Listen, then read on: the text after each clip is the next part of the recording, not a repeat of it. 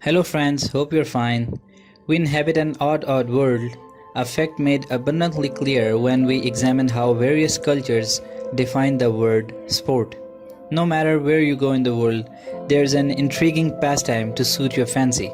So pack your bags and hop on a plane and go watch a sport that defies logic and oftentimes gravity. The first one we have is octopus from England. This subaquatic sport began in 1954 to help members of a British diving club stay active in the winter.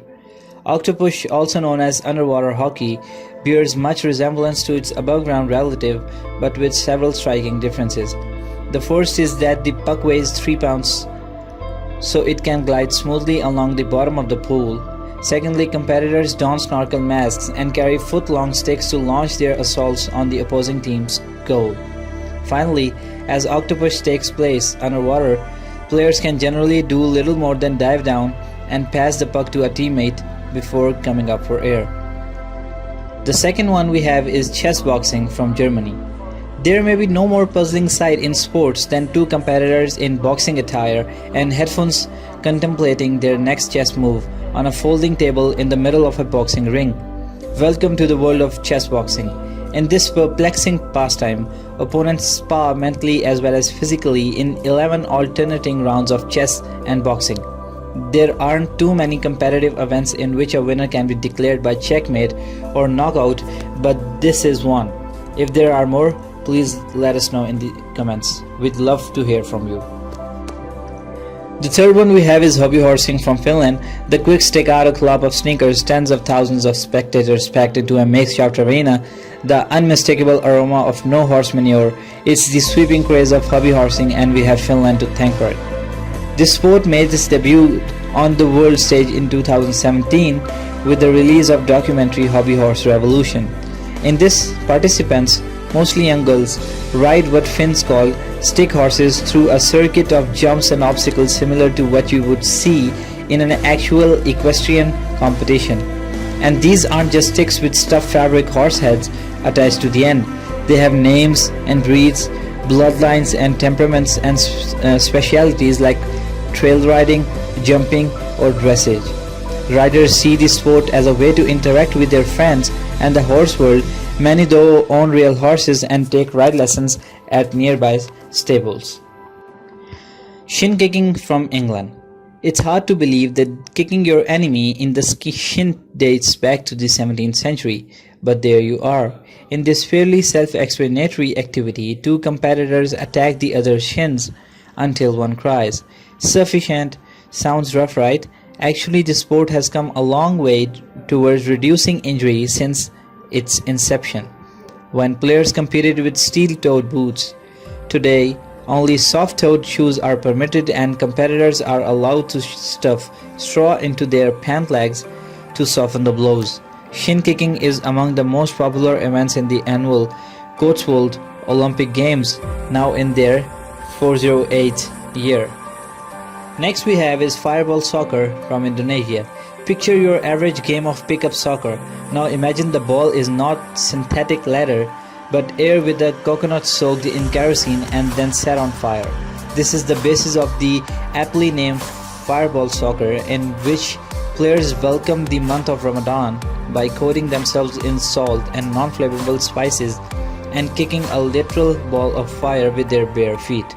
Although the match itself is certainly the highlight, the pre-game rituals hold just as much as important for the players. After a month of fasting and prayers, they must train their spirits to make their bodies impervious to flames. Kids, please don't try this at home. On number 6 we have is File Japan from Netherlands. File Japan or far leaping takes pole vaulting to an entirely new level. In this fascinating Dutch sport, competitors sprint along a dog-like platform and launch themselves into a giant pole in the middle of a canal. They then shimmy to the top, using their weight and momentum to angle the pole toward a bed of sand on the other side. The distances they jump are no joke. The world record is 70 feet 7 inches. While today, File Japan is a popular leisure activity with a national league system and championships, it was born out of necessity. The province of Friesland, where the activity originated, is crisscrossed by a network of narrow waterways. To reach their fields on the other side of the canals, farmers would use wooden poles to leap over them. The development of the roads and bridges saw the activity shift to sport. We're so glad it did.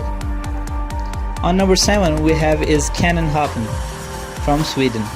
What do you get when you shrink an equestrian jumping course, get rid of the horses and add a bunch of fuzzy floppy-eared bunnies? The most adorable sport ever created. Cannon hopping or rabbit hopping originated in Sweden in the late 1970s. In it, trainers guide their rabbits by a leash through a series of obstacles similar to those seen in a horse jumping competition. The rabbit who completes the course with the fewest errors in the shortest amount of time is the winner.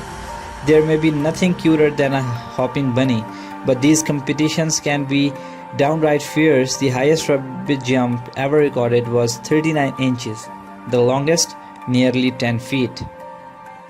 Next we have is toe wrestling from England. This sporadic pastime comes to us from the great country of England. In the 1970s, a group of friends at the ye old Royal Oak Inn in Staffordshire bemoaned England's lack of dominance in the world sporting scene. If they invented a sport that no one else was playing, they'd have to win.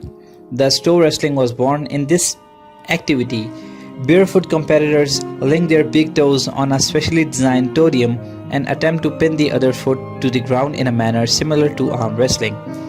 The World Toe Wrestling Championship, held every year in the Derbyshire, showcases the most finely toed athletes in the sport.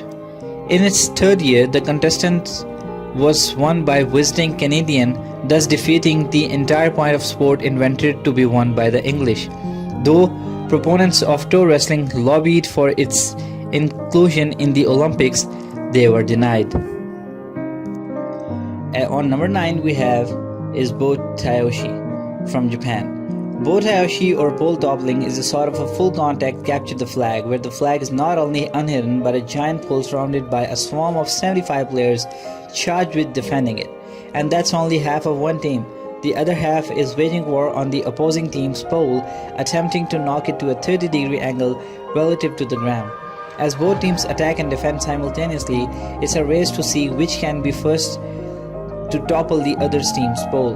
The sport originated in 1940s, thought to be a training exercise for members of the Japanese military. Today, it's played on school sports days and during the induction ceremony for new cadets at the National Defense Academy of Japan. The final we have is paragliding from England.